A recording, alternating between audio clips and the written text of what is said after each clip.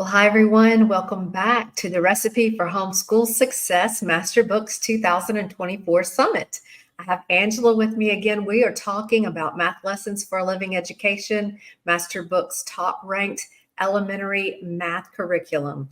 So we're also on this specific talk. Angela is going to share with us tips for building confidence and math concept mastery in while you are homeschooling in the midst of math lessons for living education. So, Angela, thank you for joining me again.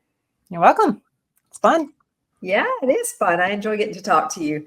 So, tell us about math lessons for living education and the math manipulatives. That's a word that many people use. Some people might not be used to that word if they're new to homeschooling. So, give us an overview of how you are helping throughout the series, how you're helping families to learn to get that mastery and that confidence.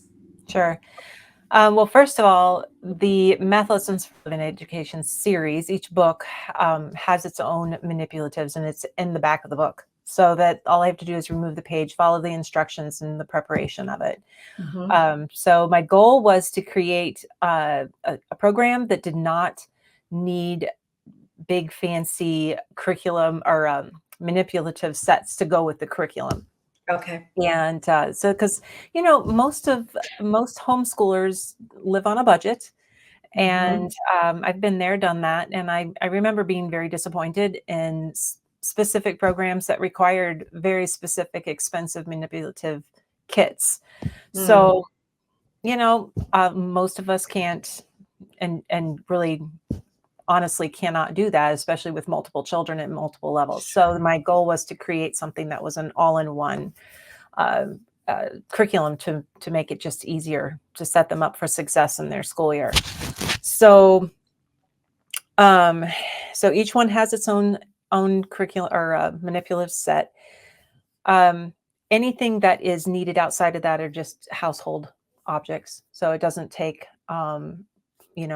a lot of money to go do that. Good. Yeah, so that's definitely the number one thing. And then the reason why I'm very much into the whole using manipulatives to understand and master the concepts in the curriculum is that's kind of the way developmentally that's what's appropriate for elementary students. So one of the reasons why the manipulatives are so important is that children at this age really learn through doing and actually manipulating. That's where that word comes in, objects to show what the concept that they're learning. So, for example, we as adults can very easily understand 2 + 2 is 4, right? Well, when children are just starting out, they need to be able to associate this is the number, this is what it represents. So if kids don't really understand that representative part of math, they're not really understanding math. They're kind of memorizing and monkeying what we're telling them or what they're seeing in the book. So one of the things that I wanted to touch on in this specific talk was the fact that the placement test or the readiness test for these levels of math, and you'll notice that I don't call them grades. They are levels because that's really how we learn. Our brains don't come out thinking, oh, we're at a specific grade. We're at a level of competence in this concepts and understanding these concepts. So the readiness test or the placement tests are set up to be done by the child using manipulatives as much as possible so that their parents can understand and see where those holes are and understand, okay, they may be able to do this on paper, but they cannot show me what they're doing. So that's a really important aspect of those placement tests is, can your child actually show you why they're doing this? Can they actually show you, 72 divided by 9 is 8 and show that using these manipulatives? And so it doesn't mean that they would have to back up and do the whole book, but to understand that there is a weakness in that understanding the Mhm. connections there is super Right. important. And so that's one of the reasons why manipulatives are so important in elementary math. It Yeah. builds that. I think that if I had a teacher that grasped that when I was in school, I made really good grades, but I memorized well. Mhm, I could grasp it, write it, learn by rehearsing it, and mhm, then spit it back out. But right. if I had been tested with some of these manipulatives and they checked to see, did I really get it? I'm Is there a afraid, connection here? I'm afraid I wouldn't have made the same grade. Mhm. Yeah, and that's so true for most students, and a lot of parents are like, "Oh, my kids are so good at math, and they can just do these," and they're and I'm not gonna argue with them because they know their own child, but I do ask them, can they show you what they're doing? Can Hmm. they actually explain to you why it's that way? Hmm. So a lot of parents going into it are like, "Oh, my kids finished this level in another curriculum or in school or whatever." I'm like, "Please, please, please understand me when I say this. Just because they get a good grade and they can fill in the blanks and they can monkey back, monkey see, monkey do, Right. doesn't mean that they're understanding it. It doesn't mean Mhm. that there's a connection there." So that is are we talking about practice makes perfect in this talk? I can't Yeah. remember. Okay, Mhm. so I'll just pull that in here. Sure. That practice makes perfect. There's one available for level 1 through level 5, and Mhm. those are very specifically set up to be used in several uh, really, really important ways that can actually enhance the success of your students' math understanding. And so I um, I really wanted to make sure that parents and families are understanding the importance of those specific books. Um, they are set up to go hand in hand with the curriculum, the book. Mhm. So there are practice pages for every exercise that is in the curriculum book. Good to know. So you can use it as extra practice as you're Mhm. actually doing the curriculum. If your student is, needing a little bit more extra practice, don't ever do it just to kill time or to fill time. If your Mm. student understands it and actually has, grasped it enough and has practiced it enough, please don't fill time with just busy work. That's not the reason why I created these books. There are students who just love math so much that they're like, I want another page. Go ahead. That's fine, but don't feel like you have to do it all. Right. They can also be used as a summer bridge book to not lose what they've Mhm. learned, just keep Yes. practicing it.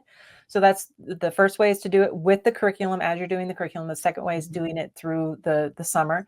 And the third way is if you are moving into this curriculum from another series or from school or and you're not exactly sure where your student is really really at in those Mhm. concepts Sure. after you give them that placement test, if let's say you have a student that you think is going to go into level 3, so you give them the level 3 readiness test and they're like, "Oh, I we're not really ready for level 3 because level 3, the all the material, all the content on that test is all content that and concepts that your student needs to have firm to be successful in level 3. So it's all of those concepts they would have learned coming up to level 3, but they've maybe gotten two-thirds of it to where they Mm. understand two-thirds of it. So over the summer or before if you're starting in the middle of the school year, doesn't matter. Um, before you start level 3, you could use Practice Makes Perfect level 2 to make sure that they're very firm in all of those concepts that they would be needing for level 3. That's so smart. So that would be, and I wouldn't recommend doing that if your student, let's say you do that level 3 readiness test, and they just really don't understand the majority of it. Back Mhm. up and do level 2. Just do level 2 completely, and then let them build that confidence and let them build on the things that they already are very firm in, and then to understand the whole body of concepts needed for level 3.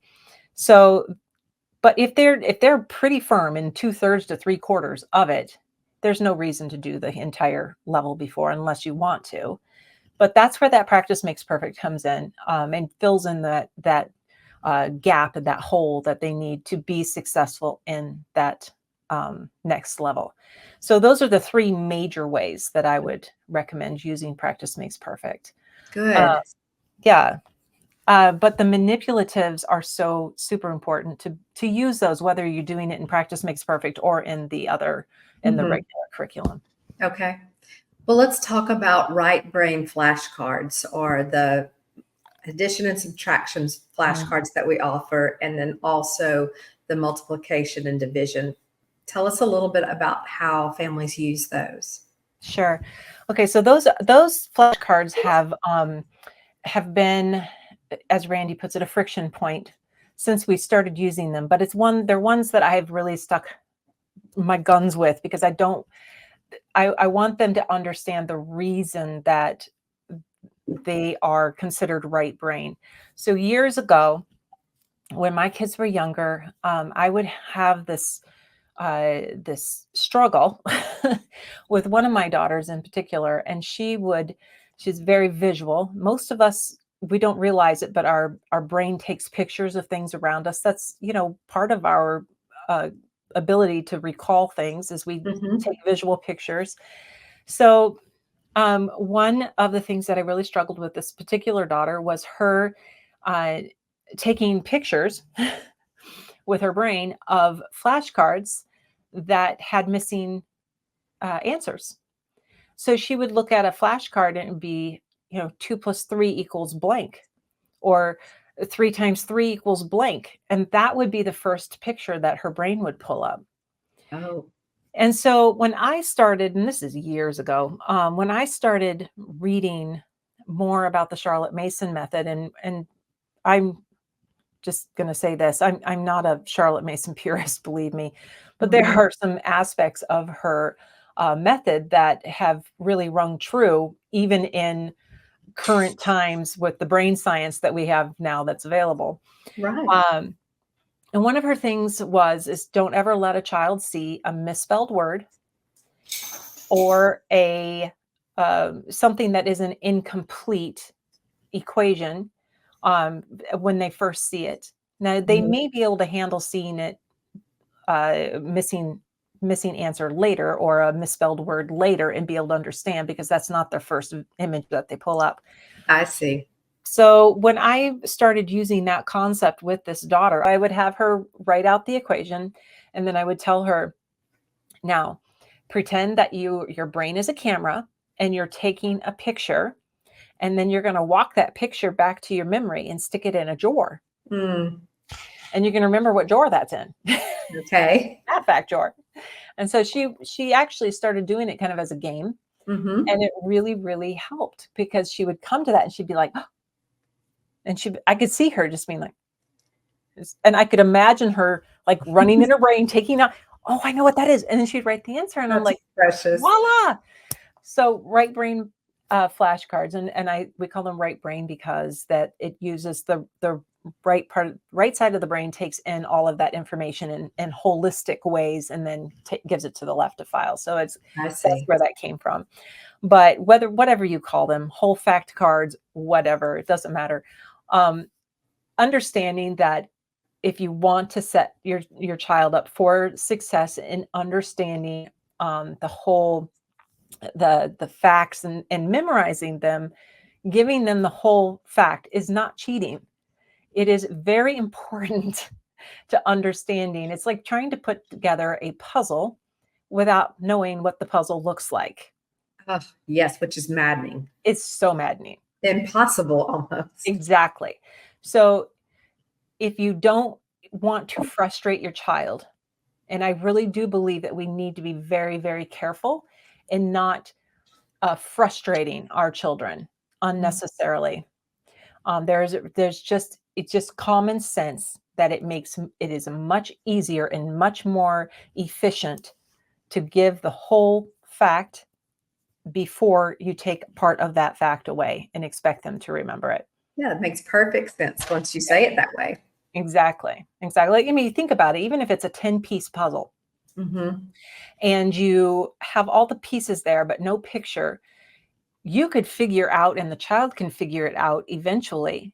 But wouldn't it be easier just to give them the picture, let them take the pieces that belong in those specific places, put them in those specific places, and then take a picture of it, and then you can remove that the key picture that they've used, and you could even take pieces out and ask them what's missing, and they would Mm-hmm. be able to tell you. It's that whole concept. It's very actually very simple and very common sense. And it makes me just wonder at the creativity of God and how He Mhm. created our brains, you Yes, know. yes. And what I hear you saying is you're giving the student a faster way to be successful, to have A more less confidence. frustrating way. Less Yes. frustration. Why add frustration where it's not necessary? I mean, their life Mhm. is so full of things that we can't keep from frustrating us. Why add to it with Yeah, things like that? It doesn't even make sense if you think about it. It really does not make sense. it doesn't. And at Master Books, we're very determined to take away as many friction points as possible so Exactly. that they love to learn for the rest of their lives. And Yes. I'm thankful that the practice makes perfect and the place value village and even these right brain flashcards are Mhm. helping build that whole confidence and mastery of the concept so that it's fun and they feel Yes, successful. And that's going to make a difference. I'm 55. That's going to make a difference when they're 55, that they know absolutely. they can master something. It might not be easy at first. Exactly, but it builds confidence. And if you haven't noticed, confidence doesn't just stay in that specific area that you've mastered and that Mm, that has helped you build that confidence. It seeps out into other areas of your life. But the same is also true for the other part of the situation. If you make it hard, unnecessarily frustrating to mhm. learn concepts, that feeling of frustration doesn't just stay in that one area of your life. It can seep into other areas, and it does seep into other areas. Sure. So it's so important to be able to, like I say so many other times, facilitate a sympathetic Mhm. education, really, that let our kids know that we understand that life can be a struggle and that Mhm. learning can be a struggle, and that it's okay that if they're struggling to just stop and pray and ask God for help and for guidance and for strength. We need to be modeling that. We were talking about that earlier. But also, wherever it is possible to remove the frustration, remove it. That's what God's grace does for us. Mm. He doesn't say, oh, well, you need wisdom again. How many Yeah. times this month was that? Or You know, today. yeah, get down and lick the floor. Mhm. He doesn't do that to us, and we should Mm. not do that to our children.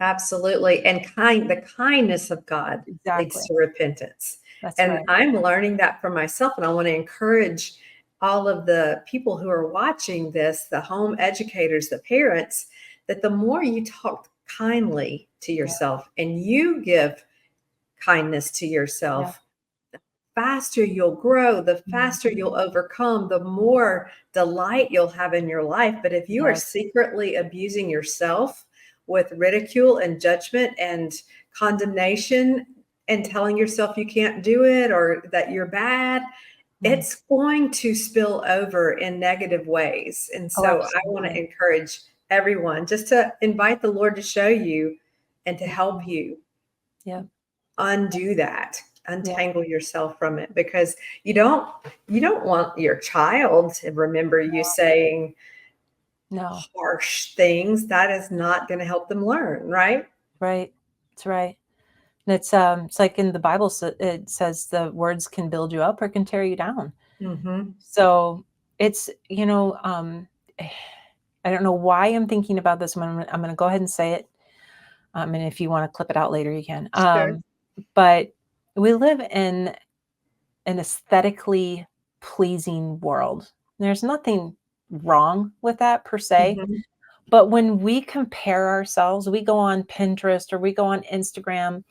I'm not one of these people who spends a whole lot of time looking at other people in my own field as what the world would call competitors, because I don't think of them as competitors. I feel like we're all working towards, the glory of God, for the glory of God. But I have gone on Instagram and in particular and looked at some of the accounts on there that really show um, like this aesthetically pleasing, perfect, really unattainable Mhm. view of what homeschooling Mhm. looks like. And they're really beautifully done videos, and they're fun, and they're snappy, and they're like, this is what my day looks like. Choom, choom, choom, choom, choom. And I'm like, if I was a young, overwhelmed, newer homeschool mom, I would feel so defeated Mhm. by this. And it's like, there's nothing wrong with getting ideas, Sure. but there is this thing of, it's like this perfectionist kind of, I can't even put it into words. All I can think of is it's so not real. Mhm. It's just not real. It's in a striving for attention in some way. It's Yes, striving and maybe from a great heart. It doesn't right. have to be from a bad heart, but No. one of the things that the Lord works with me on is I get to be, am supposed to be unique. There's not Yes. another one of me out there. And if I'm not uniquely living this life, but looking to others to try to figure out how to live my life, I'm going to waste a lot of time with that striving to be something Mhm. else. Yep. Yep. And I know God made it very, very real to me when I was a years ago, when I was the younger mom with all the kids, homeschooling all the kids. I remember, and we didn't even have all of these social media Mhm, platforms to go and lose ourselves in for hours on mhm, end and find comparisons that we're never going to meet. But I still felt the whole I'm not doing enough and I'm not good enough and all of this thing. And my house mhm. is messy sometimes. And it's just my kids, are blah, blah, blah, the Yeah. whole griping and complaining thing. And God brought me up short one time, more than one time, but I remember one time in particular, he just stopped me in my tracks because I'm literally using my prayer time to whine. Mhm, Um, and I remember him just leading me to a scripture that talked about the holy ground, sacred ground. Take your shoes off. You're on holy ground. right. And I thought, huh? And then Mhm, he's like, "No, this is my work. Your home is a sacred space where I am working. mm, There is no room for the pride and for the because really, in all honesty, all of that, if you think about it, all of that insecurity and all that, I'm not good enough or I'm trying to be as good as this person, all of that is so self-absorbed. mhm, And this is not about us. It's about a tiny seed of faith in the God of the universe, that he can use someone like us, and that mhm, he has given us our children specifically because he wants to use us in their lives. It has nothing to do at all with what it looks like, what it smells like, what what Yeah. it, on Instagram. And Mhm. again, there's nothing wrong per se with Instagram or Pinterest. It's just the motives behind it. And this is a great conversation. I'm so glad we're having it. I think it's super important. How does it relate to math? Here it is. If you are not using all the brain power, all your emotional energy, Mhm, everything you managed to eat this morning for breakfast is not going to, am I looking perfect? Am I doing it perfect? Is my house mhm. okay? Is somebody going to judge me? Then there's so much more room for you to be Yes. kind to your Mhm, child, pleasant, be full of forgiveness, be full of mercy like the Lord is, and for the child to have the mental space to be unique and to have space to learn because they're not trying to be perfect. Mhm. Yeah, and The it also learning to be perfect. frees up our focus on allowing God to use our real life as a tool of sanctification in our Absolutely. lives. Let's stop for a minute and talk about place value village. That is something Absolutely. that many people get a little frustrated or worried that they don't understand it. Mhm, So, give us some tips for understanding it, how to get past that angst, how to mhm. move into it with confidence that you can teach it. Absolutely. Well, the biggest thing is to realize that it is a process. It is, introduced in, I think it's in Math 1 that I introduce it, and it will be your constant companion as you grow through the different levels, and Mhm. if you or your child is not grasping it right away, remember it is one of those things that is very much like a relationship. It is something that grows the Mhm. more you spend time with it. So if your student isn't catching, because it is a very abstract concept. You think about it. It's a very well, the place value village does help bring it down to the manipulative level with the counting and the writing. That does help, but even with that, there are a lot of times where the connection just isn't there yet. Mm. Don't give up.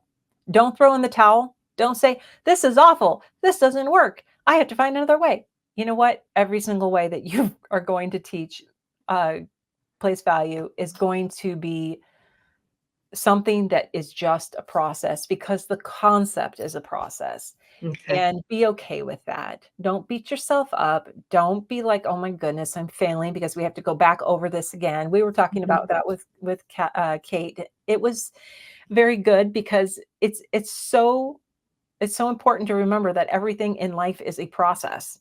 It takes time. So, and I used to explain it to my kids like this. I had several who caught things right away and were like, "Okay, let's just move on." There were others that were like, "I don't get it," and then they immediately are down on themselves. Yeah. So I always say I would use the uh, story of a seed being planted, a seed that you dig a hole, you put the seed in, and you fill it up with dirt. Do you go and dig up the seed every day or every hour to see if it's sprouting? Yeah. No, you wait, and that's exactly what happens. We're like I would tell my kids, we're planting place value seeds today. Mm. So, you know what? Next week we might have a sprout, we may not. Just Right. depends on how much time we spend taking care of the ground and watering it and talking about it and doing these things. So, and it's really important that we let our students see us in other areas of our life actually working through the process of waiting for something that you Mhm. cannot make happen. Mhm. So I always compare concepts like place value to potty training. You can't force it. It will happen when it's ready. Mhm. I like that analogy. So, honestly, though, place value is one of those things you might as well learn to sit in companionable silence with it once in a while. It just Mhm. one of those things. Yeah. Well, thank you for Mhm. helping everybody give themselves some mercy about it Yes, and to take it a little less serious. Not less serious in that you need to eventually get it, but that absolutely. you don't have to get it today. Right, right. What is that old saying? Rome wasn't built in a day. Well, neither was Right. place value. Now, we've talked about this in another talk for this particular summit, but just in case people haven't listened to that specific talk, I'd like for you to go back over in relation to building confidence and math concept mastery. Mhm. Why within math lessons for a living education are you using story or narration as a teaching tool? Well, story does things that nothing else can. That's Hmm. that's one of the big things. Jesus used story, and it also engages a part of the brain that is more relationship based and therefore more connection making. Hmm. In the math lessons, especially the younger, the lower. books or the lower levels, like K through 3, the math concepts are very much taught in context in those stories. Okay. So the student, the very young elementary student who's just learning to really make connections with the world around them and to be able to see patterns and to be able to, I mean, honestly, their brains are just beginning to create a storage system that they can easily access. It's a lot of work. And so that at that young age and level, their brains are creating connections in ways that they don't later on. And so we're helping them. I mean, if you think about the funny things that kids say when you say, like you talk about history, and they're like, "Oh, you mean like when mom and dad were born?" Mm-hmm. And the thing just gave a thumbs up. It liked what you were saying. Um, um, they think that that's ancient history, so they don't have that concept of time. So giving them a story that is bigger than their own life actually helps them to Mm, understand that the concepts that they're learning are bigger than their own life. It applies to their life, but it's bigger than their life too. mhm. And I believe that really opens a door for being able to talk about how math is really a reflection of God's character, and that they can understand it in that way. But if they make friends with the kids in the story, and those kids are doing those math concepts, it also really, really helps them to feel a camaraderie with them and be able to learn along with them. They kind of feel like they have friends that they're doing math with. Yeah, I've had that feedback from many, many, many, many children. I love it. So, yeah, It makes total sense to me. I have learned a lot about how to live the Christian life from reading Christian fiction books that right. were good and they modeled the right Mhm. responses even in really terrible situations. And so the same thing there. I love that for the Absolutely. children. Yeah.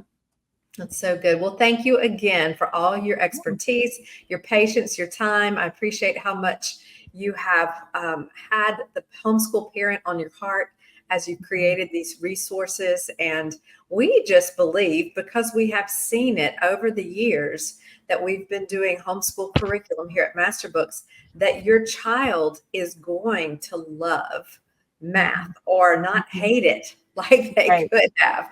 They will right, understand it. It will make sense. It won't be, I checked it off the box and kept going. right. And we've had too many children not cry during math lessons, but cry when it was finished because they loved it so much and they loved their Mhm. little friends and their story, the story that went along with it, and don't yet have the concept that it's going to continue in level two. You Yeah. know, Yeah. a lot of a lot of parents are having to hurry up and start the next level so their kid can stay with their friend. Yeah. So we appreciate it. We love it. We bless your children. You would bless your family and your children, especially with God's grace given confidence, using math Exactly. lessons for a living education with you as the teacher, the parent, the guide, the model that He has given them to Mhm. learn math. And we're just so thankful you've chosen to do it with us. We're here to help you, as I've said before, in the Moms of Master Books Facebook group and the Master Books app if you need help. So thank you all for being a part of this session, and we'll see you on the next one.